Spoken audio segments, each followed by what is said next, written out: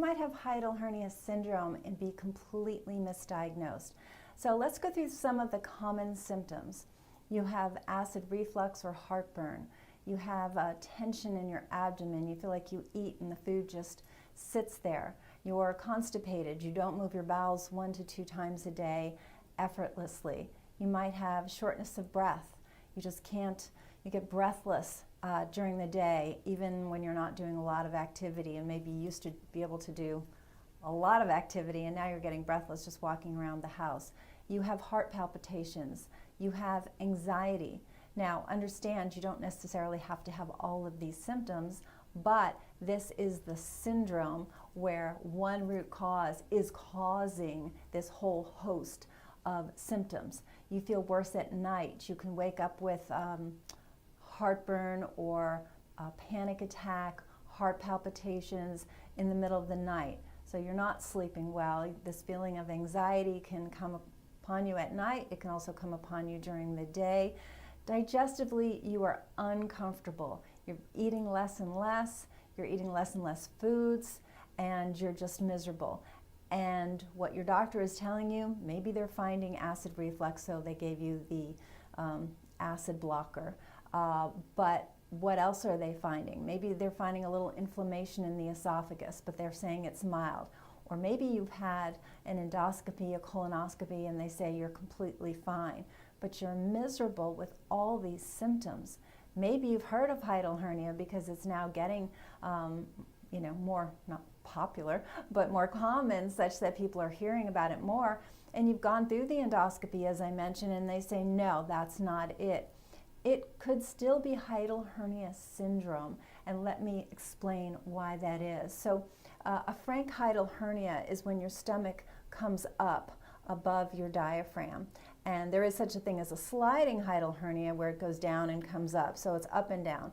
Now that can be missed upon testing because it happened to be down when they did the test versus up.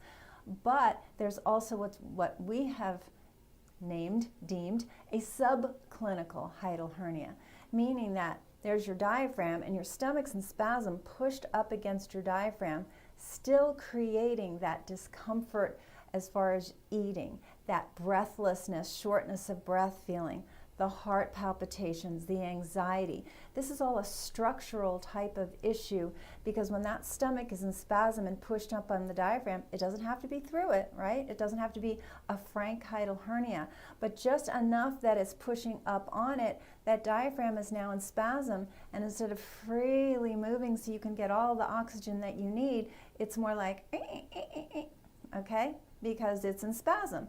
So you will have that whole cascade of symptoms, and you'll be tired along with everything else I just mentioned, and you are being misdiagnosed, and you'll frequently be told, it's in your head, meaning you're under stress.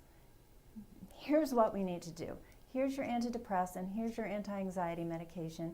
These are very dangerous. They've recently absolutely been proven not to work. And so that's a dangerous way to go about it.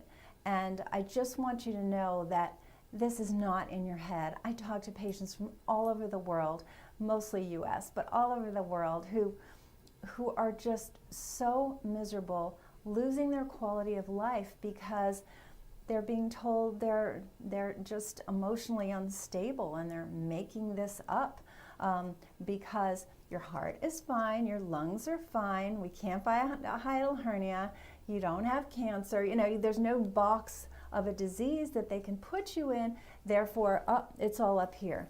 And that's not true. So if this is you, if you know of anybody who has these type of symptoms, it's very hard to explain. I can just tell you, I run into that all the time too with patients. They're like, my spouse just doesn't get it, my family just doesn't get it. And they don't. If you've never experienced this, it's like, so why are you feeling anxious? Look around, honey, everything's fine. You go, I get it, I'm still anxious. Why? Because you can't turn off those stress hormones that are being created by your body because your diaphragm is not getting enough oxygen, okay? You can't just go, oh, not now, and turn it off and be happy again. It's not the way it works. This is out of your control, but we can get you back in control by getting to the root cause of this problem, and it's not difficult. does not require surgery. It typically requires no medication. It is a natural program. And believe me, if you're not suffering with this, you likely know someone who is, because it's that common. I'd love to hear from you. I'd love to hear what you've been experiencing. If you have any questions, we'd be delighted to offer you a consultation. Give us a call, 727-335-0400, or visit the website rootcausemedicalclinics, that's plural.com.